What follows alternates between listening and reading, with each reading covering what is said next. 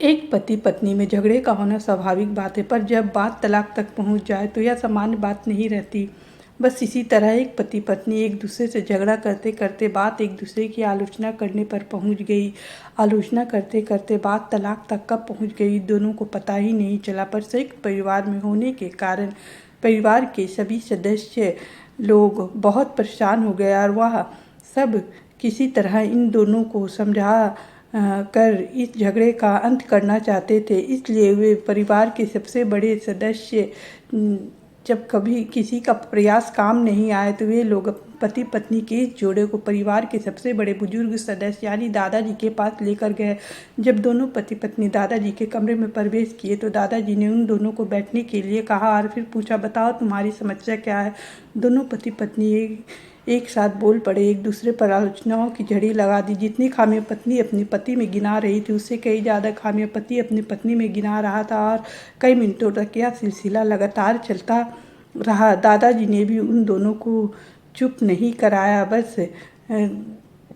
कराया, इन दोनों को अपना अपना गुस्सा एक दूसरे पर उतारने दिया। आखिर में जब दोनों एक दूसरे की बुराइयां करके थक गए, शांत हो गए, तब दादाजी ने उन दोनों से कहा, अब दोनों एक दूसरे की अच्छाइयाँ बताओ। कहानी में आगे बढ़ने से पहले आपसे एक छोटी सी निवेदन है कि वीडियो को लाइक, कमेंट, शेयर और चैनल को सब्सक्राइब जरूर करो। जब अच्छाइयाँ बताने का समय आए तब दोनों ही पति पत्नी एक दूसरे को देखकर एकदम चुप हो गए। शायद गुस्से में उन्हें कुछ याद ही नहीं आ रहा था।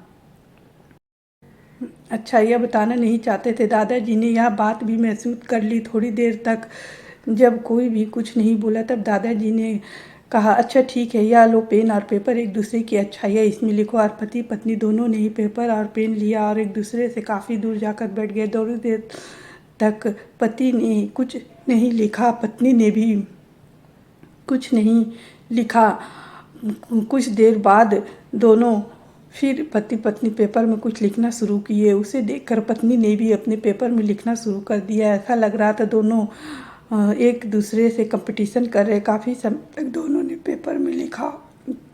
जब पेपर लिखावट से पूरी तरह भर गया तब दोनों ने ही अपना अपना पेपर लेकर दादाजी के पास गए देने के लिए। दादाजी ने उन दोनों के पेपर लेने से मना कर दिया और कहे, अपने अपने पेपर एक दूसरे को दे दो और अब एक दूसरे के पेपर पढ़ो।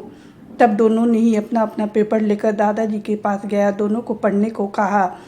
पति ने पत्नी को अपना और पत्नी ने पति को अपना पेपर दे दिया। वे एक दूसरे के पेपर पढ़ने लगे। थोड़ी देर बाद पति पत्नी दोनों के आंखों में आंसू आ गए। पेपर में अपने बारे में लिखी अच्छाइयाँ पढ़कर पत्नी तो फूट फूट कर रोने लगी। पत्नी को रोते देखकर पति उसे चुप कराने के लिए दौड़ पड़ा और माफ़ी मांगते हुए उसे मनाने लगा। पत्नी ने भी पति की माफ़ी मांगी और माहौल ऐसा हो गया जैसे कभी कुछ हुआ ही नहीं था, कोई झगड़ा ही नहीं हुआ था। दोस्तों, खामियां और खूबियां जगत के हर इंसान में होती है, पर ये हमारे ऊपर है कि हम खामियां देखकर अपने जीवन को नर्क बना रहे हैं, खूबियां देखकर अपने जीवन को स्वर्ग बना रहे। राधे राधे।